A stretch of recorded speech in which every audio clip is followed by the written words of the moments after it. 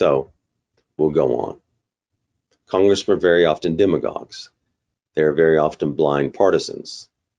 They're often exceedingly short-sighted, narrow-minded, and bigoted, but they are not usually corrupt.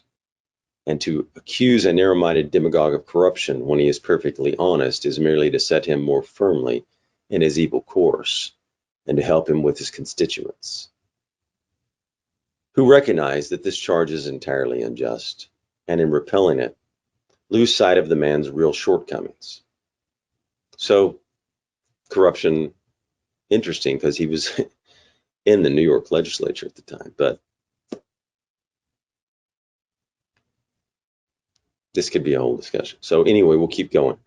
More than one board of aldermen against which the charge of corruption could perfectly legitimately be brought, and it cannot be brought against Congress. Moreover, these sweeping charges really do very little good. When I was in the New York legislature, one of the things that I used to mind most was the fact that at the close of every session, the papers that affect morality invariably said that particular legislature was the worst legislature since the days of Tweed. That statement was not true as a rule, and in any event, to lump all the members, good and bad, in sweeping condemnation simply hurt the good and helped the bad.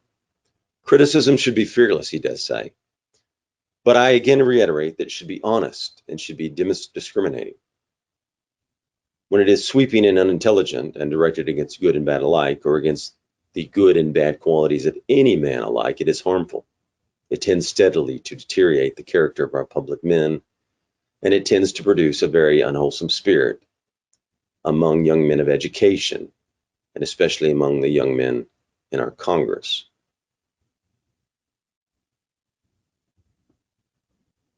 Okay, so there's some points made there, but again, different historical times. Against nothing is fearless and specific criticism more urgently needed than against the spoil system. Here he goes into the spoil system, which is the degradation of American politics, and nothing is more effective in thwarting the purposes of the spoilsman than the civil service reform. But he does say this, we're going to skip to this. When you note the corruptions in the New York legislature, where one man says he has a horror of the Constitution because it prevents active benevolence, and another says that you should never allow the Constitution to come between friends, all these corruptions and vices are what every good American must fight against.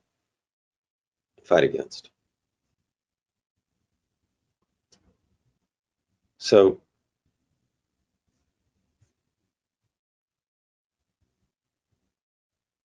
big government and corruption. Finally, the man who wishes to do his duty as a citizen in our country must be imbued through and through with the spirit of Americanism. I am not saying this as a matter of spread eagle rhetoric. I am saying it quite soberly as a piece of matter-of-fact common sense advice, derived from my own experience of others. Of course, the question of Americanism has several sides.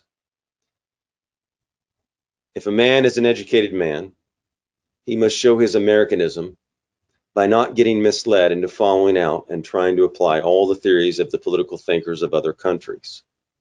The question of Americanism has several sides.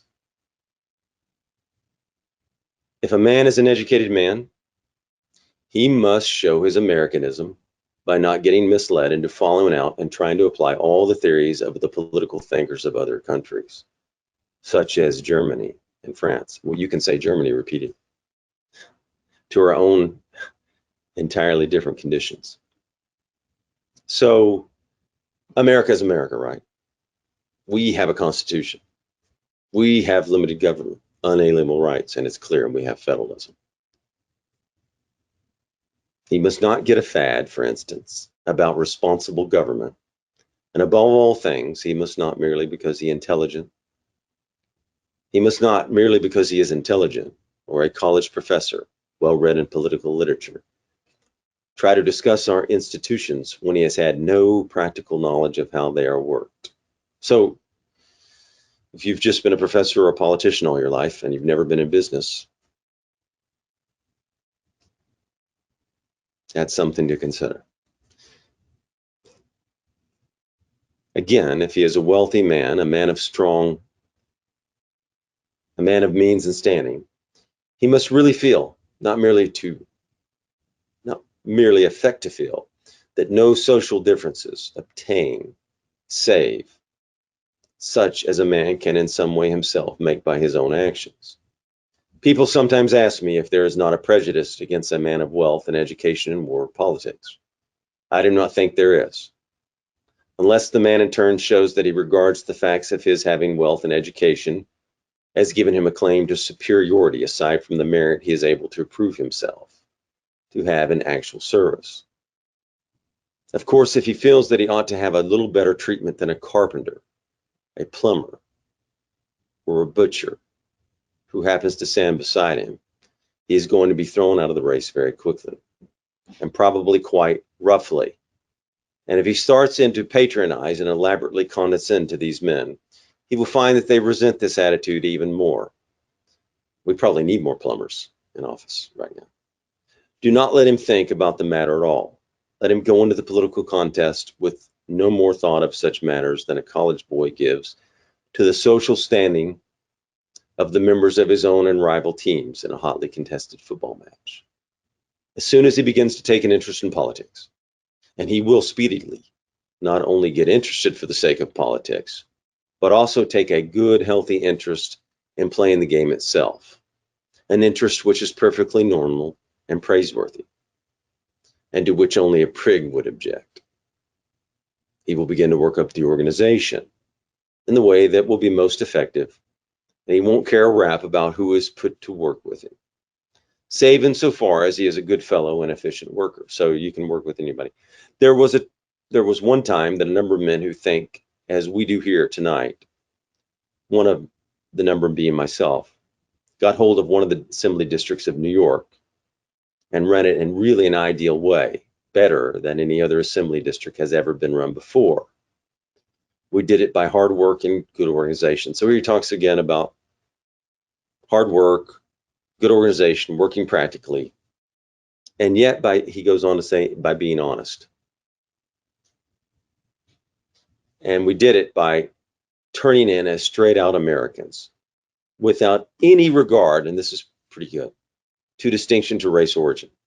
So he didn't care about race origin. Theodore Roosevelt did not care about race origin. Among the many men who did a great deal in organizing our victories was the son of a Presbyterian clergyman, the nephew of a Hebrew rabbi, and two well-known Catholic gentlemen. So he was able to work with everyone together. So we also had a Columbia College professor, a noted retail butcher, so that was good, right? They had a butcher at the time. A local German paper, various brokers, bankers, lawyers, bricklayers, and so they had a lot of different people. Although on questions of theoretic rather than applied politics. Anyway, we'll go on. Again, questions of race and origin, like questions of creed, must not be considered, he says. So this is pretty important. Questions of race and origin, like questions of creed, must not be considered. We wish to do good work, and we are all Americans, pure and simple. So that's a good one, right? We're all Americans. God doesn't see color either, right? God doesn't see. We are all Americans, pure and simple. That's a nice line. Of course, none of these men of Irish or German birth would have been worth their salt had they continued to act after coming here as Irishmen or Germans, or as anything but plain, straight-out Americans. We have not any room here for a divided allegiance. A man has got to be an American and nothing else.